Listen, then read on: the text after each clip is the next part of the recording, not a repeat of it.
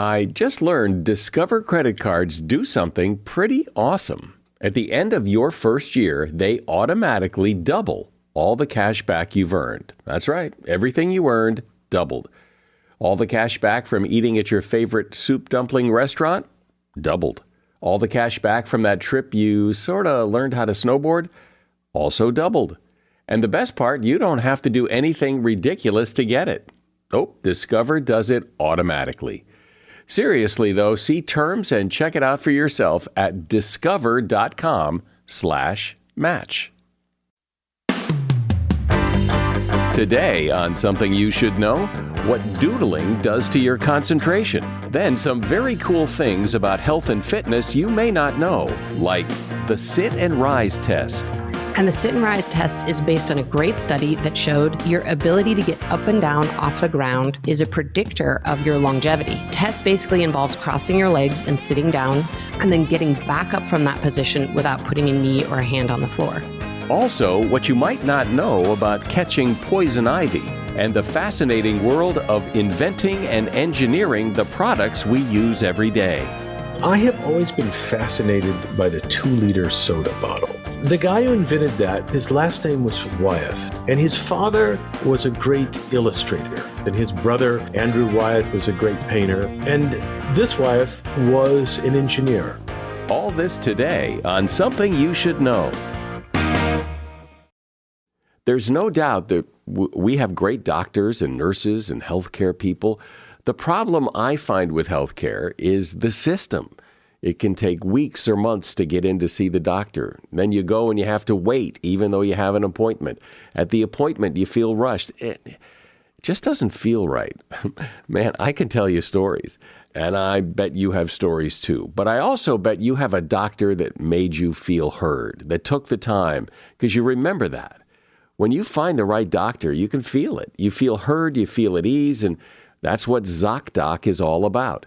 On ZocDoc, you'll find quality doctors who focus on you, listen to you, and prioritize your care. ZocDoc is the only free app that lets you find and book doctors who are patient-reviewed, take your insurance, and available when you need them, and treat almost every condition under the sun. When you're not feeling good and just trying to hold it together, finding great health care shouldn't take up all your energy. You can book an appointment with just a few taps in the ZocDoc app and start feeling better fast. So here's what you do. You go to ZocDoc.com/SYSK and download the ZocDoc app for free. Then find and book a top-rated doctor today. Many are available within 24 hours. That's ZocDoc.com/SYSK. ZocDoc.com/SYSK. Something you should know. Fascinating intel, the world's top experts, and practical advice you can use in your life. Today, Something You Should Know with Mike Carruthers.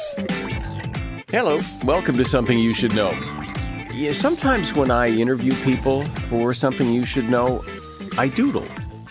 And sometimes I feel guilty about doodling. I guess because I've been told throughout my life that, if you're doodling, you're not paying attention. But I think it helps me pay attention. And as it turns out, if you are in a meeting or listening to a presentation or in the classroom and you doodle, it may in fact help you concentrate. When researchers observed people who were asked to listen to boring phone messages, the people who doodled had better recall than the people who didn't. Why? Well, the researchers speculated that doodling took just enough attention to keep the listener's mind from wandering, but not so much attention as to be distracting. The doodling gave kind of a mental break from the task of listening, and in this way, doodling might improve working memory. More recent studies have found that college and junior high school students who doodle recall more information than non-doodlers when listening to school lectures. So, doodle away. And that is something you should know. It would be difficult to find anyone, who didn't know that exercise and movement are good for the human body. Fitness is, by all indications, a very worthy goal because it has been linked to better health and longer life. But what does it mean to exercise? Is any exercise good? Is hard, strenuous exercise better? Do you really need an hour a day at the gym to do any good? Or does a walk around the block after dinner do something? Well, let's take a look at this because I think the answers may surprise you. Here to talk about this with me is Juliet Starrett. She is an attorney, professional athlete, and podcaster, and co-author of the book, Built to Move. Hi, Juliet. Welcome.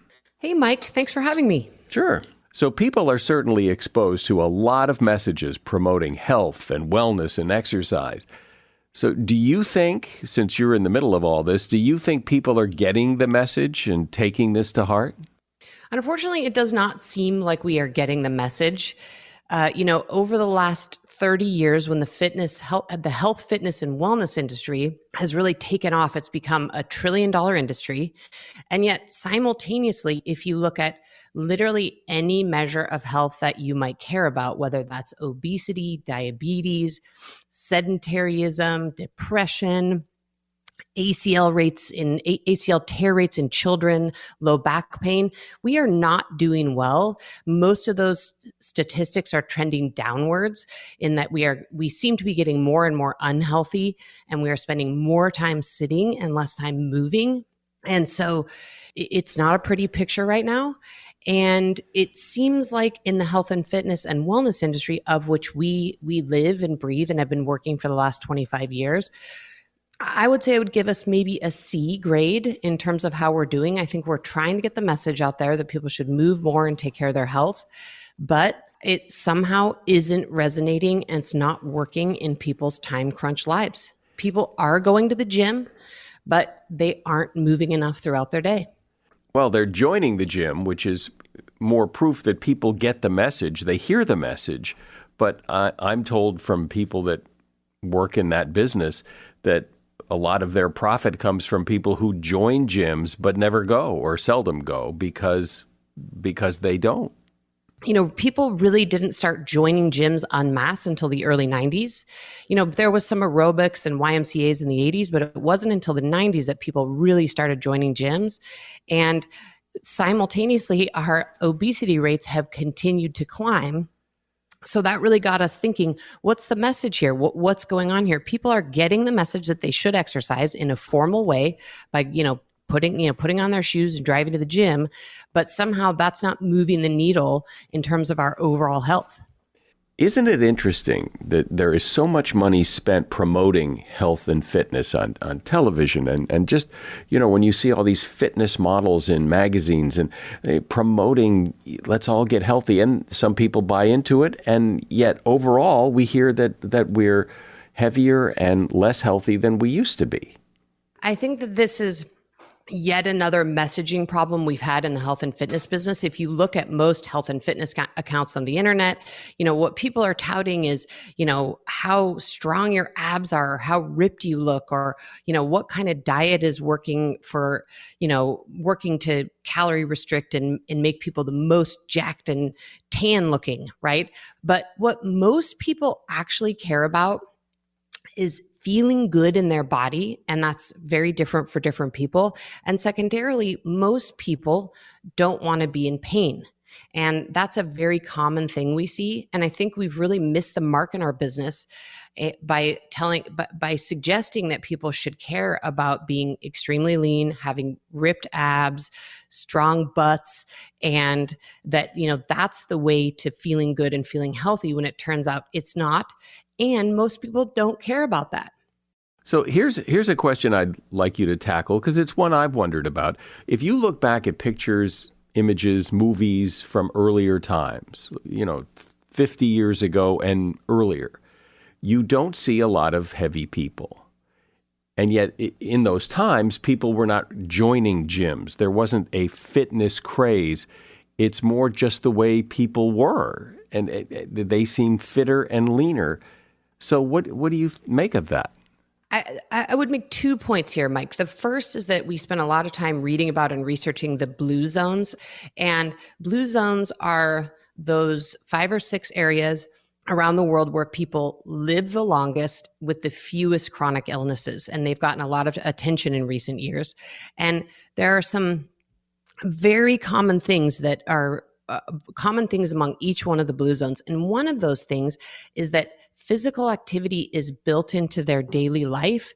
And if you contrast that here in this country or in, in Europe and the UK, exercise has become a formal thing that we think we have to do in these 1 hour blocks, right? We have to strap on our gym shoes and get in our car and drive to the gym and do our Orange Theory class or lift weights.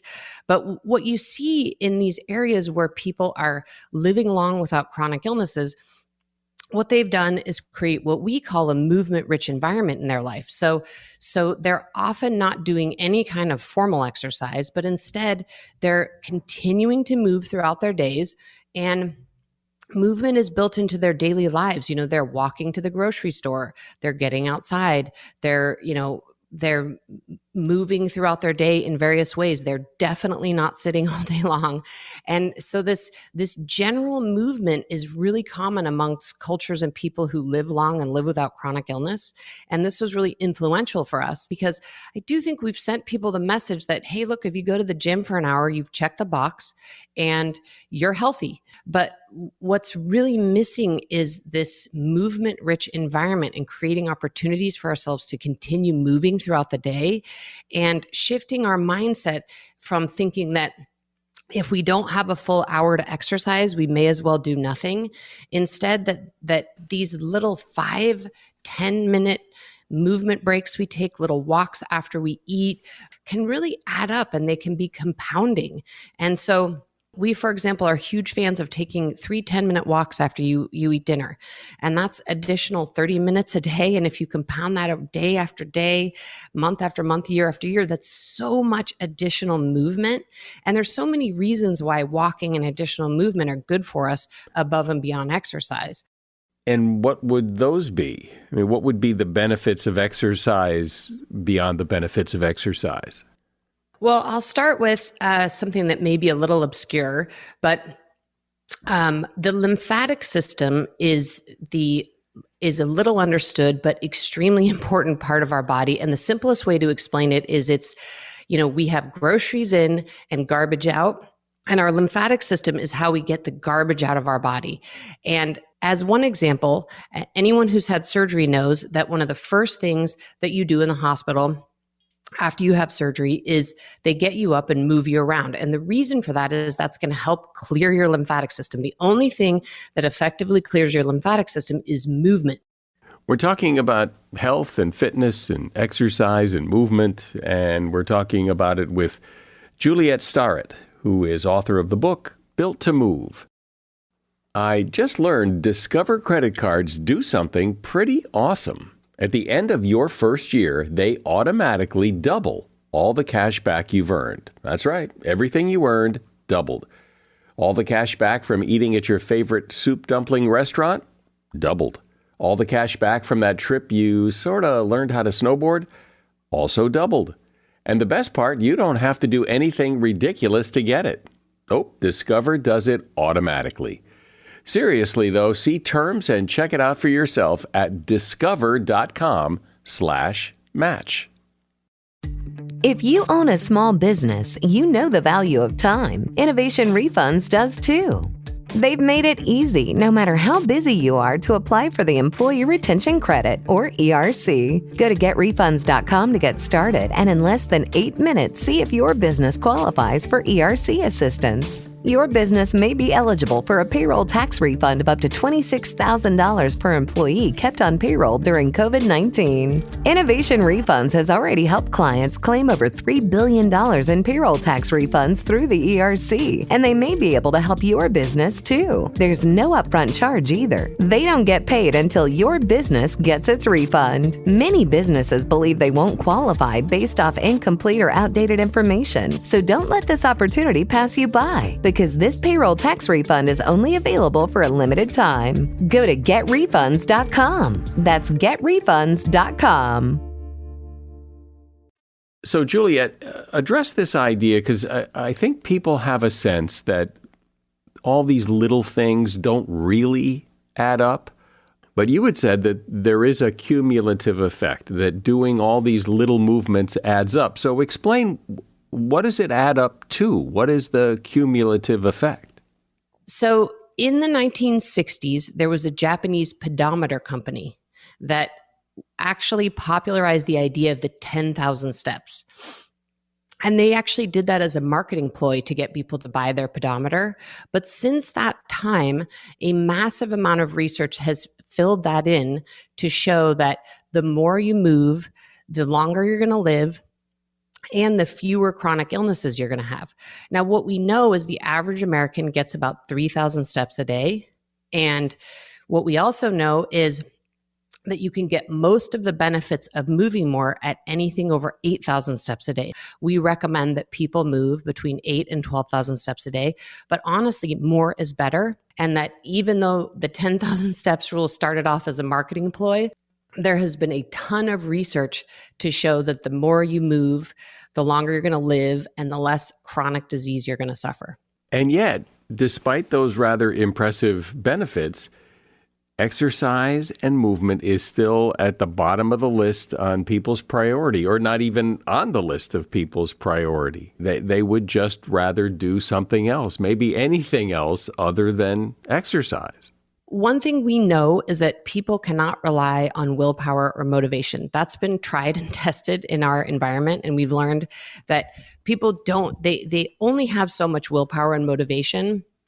And instead, they need to be able to rely on habits and creating environments where it's easy to make the right choice and it's hard to make a bad choice.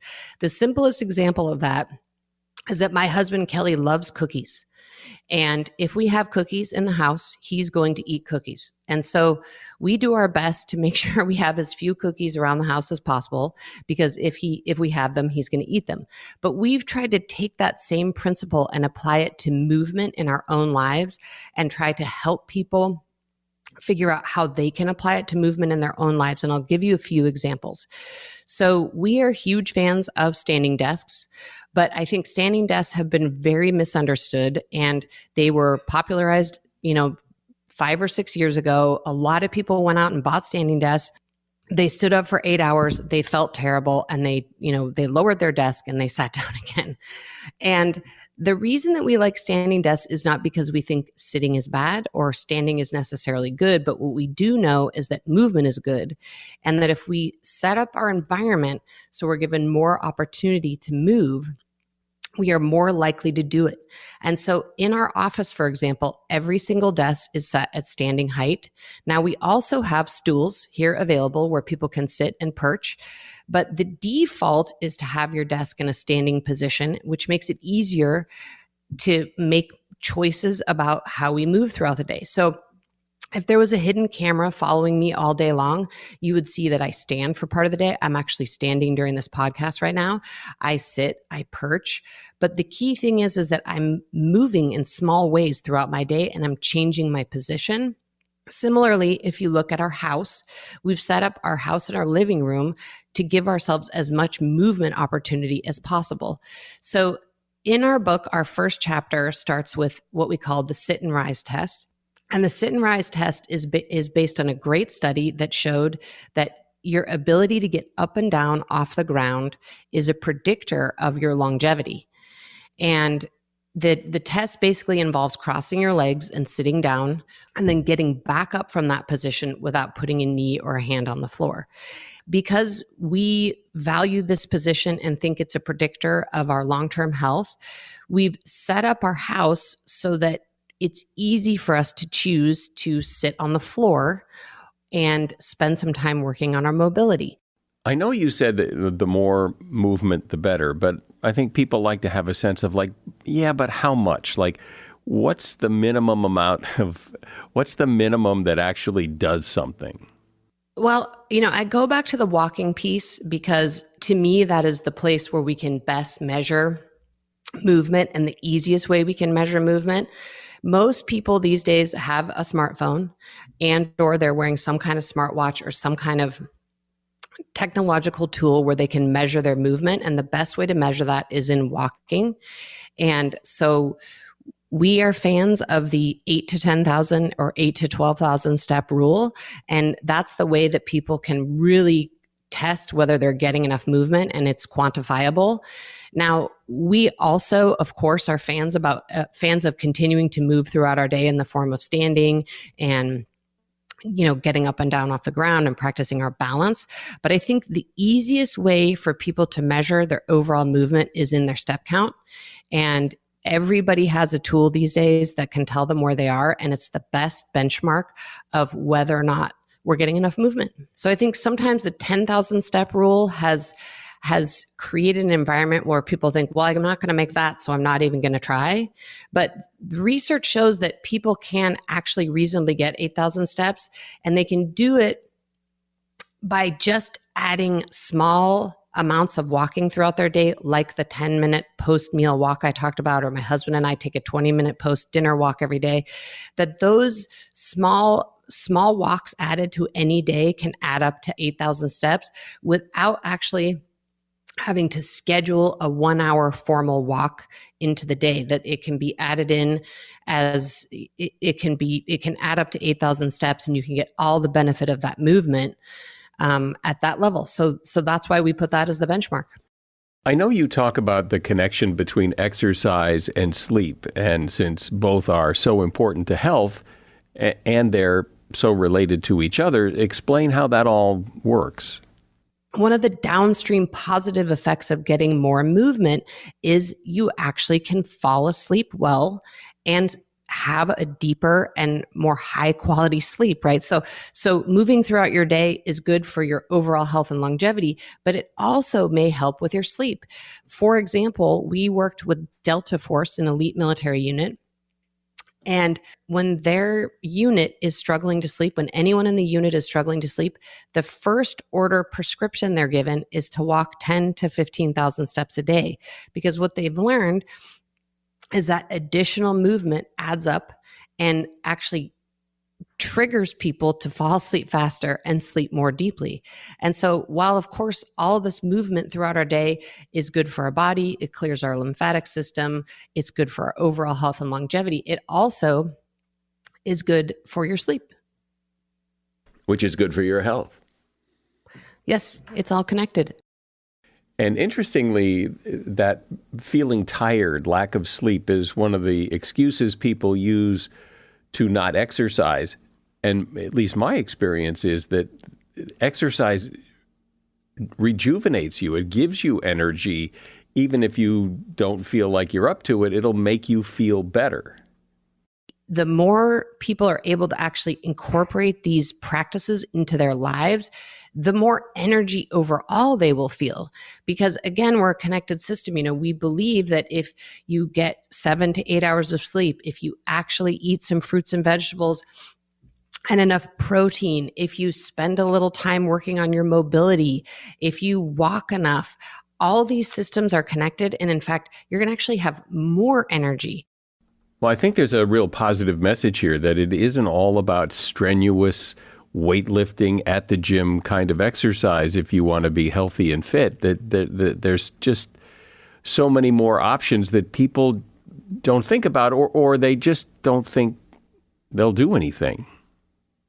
There is so much that people can be doing to improve their health and, importantly, feel better and be able to do the things they want to do physically that don't involve formal exercise, going to the gym, following a really strict diet. That so many things that can really move the levers of health and of feeling good can be incorporated into things you're already doing in your day, including during your workday. And I hope that helps motivate people to realize that, again, you don't have to add a 20-item to-do list to feel good in your body, that there are so many little things that have compounding value that you can do to feel better in your body now and in 5, in 20, and 25 years. Great. Well, it's a really good message. I've been talking with Juliet Starrett, who is an attorney, a professional athlete, a podcaster, and co-author of the book Built to Move. And there's a link to her book and to her podcast in the show notes. Thanks, Juliet. Thanks so much, Mike. Thanks for having us. Scott for Scots here. A good track can feed the soul. And while this might be music from the heavens, it's not gonna feed your lawn. If your yard needs some life, then you need Scott's Turf Builder. You just put it down once now, then again this summer to thicken your lawn and get it growing strong. Ooh, that's some lush lawn vibes right there. Get a bag of Scott's Turf Builder today. It's guaranteed or your money back. Feed your lawn. Feed it. As if the McCrispy couldn't get any better, Bacon and Ranch just entered the chat. The Bacon Ranch McCrispy, available at participating McDonald's for a limited time. Ba-da-ba-ba-ba. If you take the time to notice, every single man-made thing you use today was invented by someone. Your microwave, the light switch, the airplane, the pop-top soda can. Everything went through a process of invention and engineering to get to where it works. And the stories of how those things go through that process is fascinating. Here to tell that story is Bill Hammack. He's known as the Engineer Guy on YouTube. He is also a professor of engineering at the University of Illinois, and he's author of a book called The Things We Make, The Unknown History of Invention from Cathedrals to Soda Cans. Hey, Bill, welcome to Something You Should Know. Well, thank you.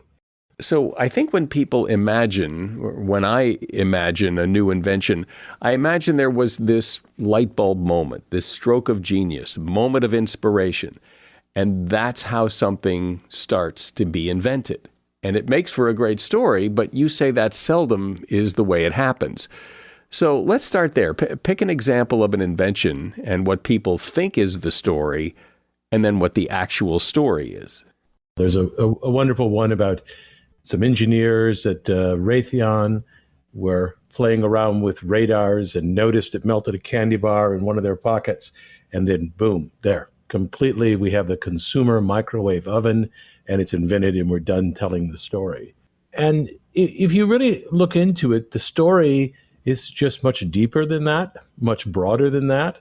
And that's just at very best, a simplification of what happens. In that case, there was 30 or 40 years of development. They tried to build a commercial oven, not a consumer oven. They tried to replace the conventional oven. And it was only, the first one appeared in 46. The microwaves began to appear in the home in 68, 69, 70. So in that period, it evolved into this consumer oven that is adjacent to and in addition to our conventional oven. So is it safe to say that most successful inventions are engineered to fill a need? There's a problem, and that it's to solve that problem. Yeah, and in fact, I would say that's what engineers do. If you like, they have a problem and they're looking for a solution to it, and that problem is their desire to create a device, a process, a system, a microchip, a chemical plant, an internet search engine. And the solution, of course, is how to manufacture that microchip, how to design that plant, how to create that algorithm for a search engine. So, yeah, it's very much driven by the desire to solve some kind of problem. So you obviously are very into this whole engineering and invention process. What is it that's so fascinating to you? I am struck by the creativity that goes into engineering. And in fact, I would almost argue that it's just the pinnacle of being creative. And I think that gets overlooked or it gets hidden. In fact, maybe a place to start, which is related to this, is to start that engineering isn't applied science, because most people think that science discovered something and then an engineer or engineering applies it. They do something with it. And that engineering may be, depending on the person, some vague notion of what they do, or maybe even a more detailed notion. But paradoxically, that is the opposite. The reason for the engineering method is to solve problems before we have scientific knowledge, which I think is a counterintuitive way to think about it. Because the results of engineering, are not the products of science, The scientific method creates knowledge. The engineering method, creates solutions. And engineers actually use a lot of their ingenuity to get around a lack of scientific understanding, to have airplanes that fly long before we understand, some of the principles of the flow over the wings. I was just going to say, give me an example of that. Is that an example of that? Absolutely, that's an example, because let's just look at an aircraft wing. There are two kinds of flow. It doesn't matter if it's air or liquid, and you're familiar with both. One is laminar flow, which is a very smooth flow, and one is turbulent flow. So take your faucet, turn it on, let it flow slowly. It looks glass-like. Make it flow really fast, and it just churns, right? And now, I used water there, but air also is something that flows. When you light a candle and you watch the smoke come off it, that smoke is tracing out the pattern of the air above the candle. And there you can also watch it be smooth and laminar and then become chaotic, turbulent. And over an aircraft wing, you want the flow to be laminar. You want it to flow in a particular way, and so you need a particular shape of an aircraft wing. And in the 19th century, an engineer figured out how engineers could determine with a great degree of likelihood if flow was turbulent or laminar.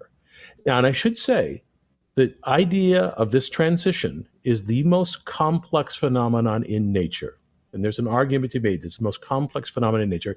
It is not to this day fully understood from a scientific viewpoint at a molecular level. It's one of the great mysteries. There's a place called the Clay Institute that offers a prize if people can solve the fundamental issue of turbulence and, what does it mean fundamentally and scientifically. Yet, we have thousands of airplanes that fly over the Atlantic Ocean every day, right? Millions of people do. So I think that's a paradigm example where the engineering certainly preceded scientific understanding. Wait, so are you saying that we don't really know how airplanes fly, but we just make them fly anyway? We know how they fly.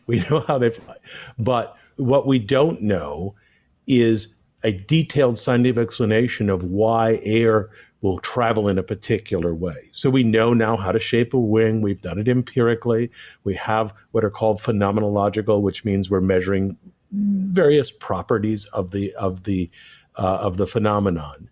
But we don't know necessarily at a deep level of why that particular kind of flow occurs. I mean, I think an even better example, equal, is cathedrals. The cathedrals built in the 12th and 13th centuries, long before we had knowledge of strength of materials, long before we had theories of elasticity. They built these cathedrals where the engineers, called masons at the time, didn't know mathematics, didn't know material properties, couldn't read, didn't even have a marked ruler, yardstick, measuring stick.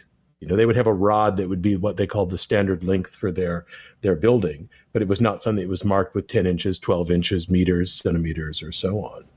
So what's another really great invention thing that somebody engineered from the past that illustrates one of these things that people don't maybe really grasp about how this whole world works?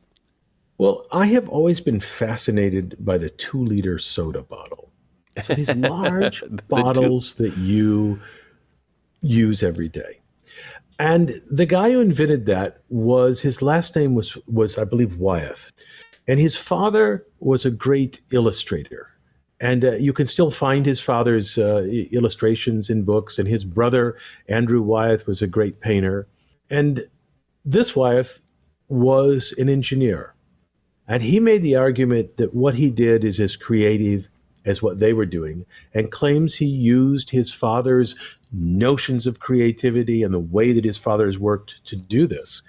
And he made that plastic bottle by taking a lump of plastic, making it molten, and then blowing air through the top so that it filled the mold quickly. And when it filled the mold, the plastic went in all sorts of directions, so it kind of formed this woven or interlaced like a piece of cloth. And that's what gives those bottles strength. So not only can you make them quickly, but the process of making them quickly makes them strong also. In fact, the first one he made, they blew the air in there. They didn't think they had made a bottle, and it was just so thin that they couldn't see it. And that's the 2-liter bottle we see today. It's the one you go to the grocery store and buy. And he was Andrew Wyeth's brother. Yes. It was Andrew Wyeth's brother. I haven't told that story in a long time, and I'm in my studio right now, and I have one of the blanks somewhere. And we've been meaning to tell that story, but I haven't thought about that for a very long time. Well, what you said a while ago about the airplane wing and really inventing an airplane wing without having that piece of knowledge about how air flows is so fast. Are there any other stories like that of where something's invented without the whole explanation at the start? Well, there's a fantastic one. There's a lovely story about an engineer named Frances Arnold, and she, in the late 90s, was studying enzymes. And enzymes are molecules that exist in nature, they exist in our body, and they make chemical reactions happen. They break bonds. Everything that our body does, an enzyme helps the reaction occur. And I mentioned breaking bonds, and breaking bonds is something that engineers, particularly chemical engineers, want to do because that's how you make chemicals, plastics, pharmaceuticals. And she wanted to use these enzymes industrially. Now, here's the problem that she faced. An enzyme in your body works only at about body temperature. We know that you don't want your body temperature to go too high or too low. You stop working, right? And she wanted them to work in really harsh solvents because that's what you often have to dissolve things in industrially. So think paint thinner. So she took an enzyme that exists in nature, and what it does is it will break up organic matter. In fact, I have some of it in my lab here. We put some gelatin in it, and it will break up the gelatin and just dissolve it completely. And she wanted to engineer that so it would work in paint thinner instead of water. Now, she used some 21st century science for sure, late 20th century, early 21st century. Most of your listeners will know that you can sequence a protein now, that a protein is made of amino acids, and that if you get those amino acids in the right order, then you have a particular protein. And she was looking at 275 amino acids in this particular protein. And the way that they were ordered worked well in nature, but she faced the question of how do you change those in order to make it work in paint thinner? All right? 275, 20 amino acids, that's 20 to the 275th power, that's 200 trillion combinations, more than there are numbers of stars. So what she did was she did what she called directed evolution. She mutated the naturally occurring enzyme 10 different ways, stuck them in paint thinner, put a little bit of Jell-O in, and watched if anything happened. And most of them just died. But one of them did okay, just a little bit. So she took that one, mutated it again, stuck it in paint thinner with gelatin, a little more less dilute paint thinner, and she repeated this maybe 10 times until she evolved a protein, an enzyme rather, that would work in paint thinner as well as it worked in water. She won the Nobel Prize in chemistry for this, though she is a chemical engineer. And she said in her Nobel acceptance speech, which was only 2 or 3 years ago, we don't know to this day how those evolved enzymes work. And they're used today to diagnose and treat disease, to reduce farm waste, to improve textiles, to synthesize industrial and pharmaceutical chemicals, and remove stains. They're a common ingredient in laundry detergent. And so there's a 21st century example of where engineering preceded the science. Everybody has an idea. Everybody claims, or says, I wish I had invented that, or I thought of that a long time ago, or something like that. But there's a difference between coming up with the idea and engineering it to work. That is one of the things that fascinates me the most, is manufactured items and their reliability, which is what you just got to. The way that you make a microchip so that it's reliable, the way you make a pop can so that it's, reliable. I mean, our pop cans don't normally leak, right? And I think you've really caught on to something there, is you can have a proof of concept, but then to turn around and ask, how do we mass produce this, is a whole fascinating set of engineering. What about the inventions that don't work? I mean, do most inventions start out as this isn't going anywhere and then somehow it gets refined? Or does the process usually have a lot of roadblocks, or does the process usually just take a methodical trip to success? It's usually a lot of roadblocks, and engineers are constantly adjusting to what the goal is. I mean, it seems like the microwave oven is my favorite subject now, but I did many years ago interview about 25 people who developed it. Essentially that was a story of failure for 20 or 30 years until it wasn't, right?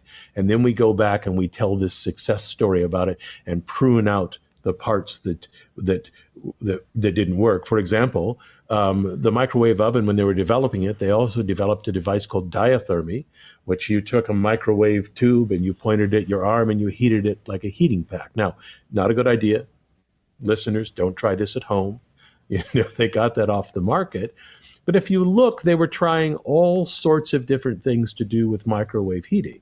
And in fact, a lot of those things they still do industrially. We just don't know about them because we only think about the microwave oven. Well, what's interesting to me is how, everything that you look at that's man-made had to have been invented. And yet we tend to talk about very few of them. There's always the story of the microwave oven or the Post-it note or whiteout, or there's people always talk about the same few, and yet everything has a story. Yeah, it absolutely does. And in fact, I've mentioned the soda can here. About 20 years ago now, I dug out the patent of the person who invented that stay-on tab. So it used to be, and it depends how old our listeners are, but it used to be you pulled the tab off and it was detached and you threw it away. And this was a huge litter problem. And so somebody invented that tab that stays on that we use every day and never think about it. And I actually traced him down, called him, and interviewed him to ask him that story. And he was rather surprised, that I had found him. And you're absolutely right. I mean, a lot of this is anonymous, that we don't know who invents a lot of it. We don't think about it. I mean, in the age of Edison, we kind of knew very much what he was doing, but we almost take it for granted now. In fact, there's a way in which successful engineering is invisible. And by that, I mean, you probably haven't thought about your furnace at all until it fails, right? And when it's working, you're not thinking about it at all. And I had one that failed and found out it was built in 1988 and it was based on some kind of interesting German technology from the 40s. And as they hauled it away, talked to the last guy who could repair it. But of course, I had no idea until it broke to even think about it or even question it. Well, that happens to me every time the electricity goes out. You never think how much you rely on electricity. You don't give it a second thought until it goes off, and then you realize how important it is. Absolutely. I think that's a prime example. And what I love about that is that's a 19th century story. The device that makes your electricity is called a steam turbine, and we all think of steam as the oldest technology, and steam trains and steam ships, and now we're somewhere else. And yet one of those turbines is churning away almost for sure, making your electricity at this very moment. You burn fossil fuel, you boil water, you make steam, you run it through a turbine, you spin magnets, and there's electricity. It's happening 4 blocks away from me, or 10 blocks away, I guess it is, at the Abbott Power Plant. Well, I've always admired the engineering mind. My dad was an engineer, and that ability, that way of thinking is always something I never had, and I always admire it, and I love to hear these stories. I've been talking to Bill Hammack. He's the engineer guy on YouTube. He is a professor of engineering at the University of Illinois, and the name of his book is The Things We Make, The Unknown History of Invention, From Cathedrals to Soda Cans. And if you want to buy it, there's a link to that book in the show notes. Appreciate it, Bill. Thanks for being here. Are you allergic to poison ivy or oak or sumac? Probably. Most people are. All three plants contain an oil called urushiol, if I'm pronouncing that correctly, and most people are allergic to that oil. Here are some common questions. First of all, what's the difference between the three, poison ivy, oak, and sumac? Well, the plants look different, but the rash is the same, and if you're allergic to one, you're probably allergic to the other two. Can you get the rash from someone else who already got it? No, the rash is not contagious. If someone has the rash, touching that rash won't cause a rash on your skin. However, you can develop a rash if you touch the person's skin or clothing while oil from one of the plants is still on it. Can you get the rash from a dog or a cat? Absolutely. The oil that causes the rash can stick to just about anything, including fur. So if your pet has brushed up against one of the plants, you can get that oil from their fur and develop the rash. But your pet likely will not get the rash. Most pets are not allergic to those plants. And that is something you should know. Telling your friends about something you should know is about the best thing you can do to help support this podcast, because that helps us grow our audience. So tell someone and ask them to listen. I'm Mike Carruthers. Thanks for listening today to Something You Should Know.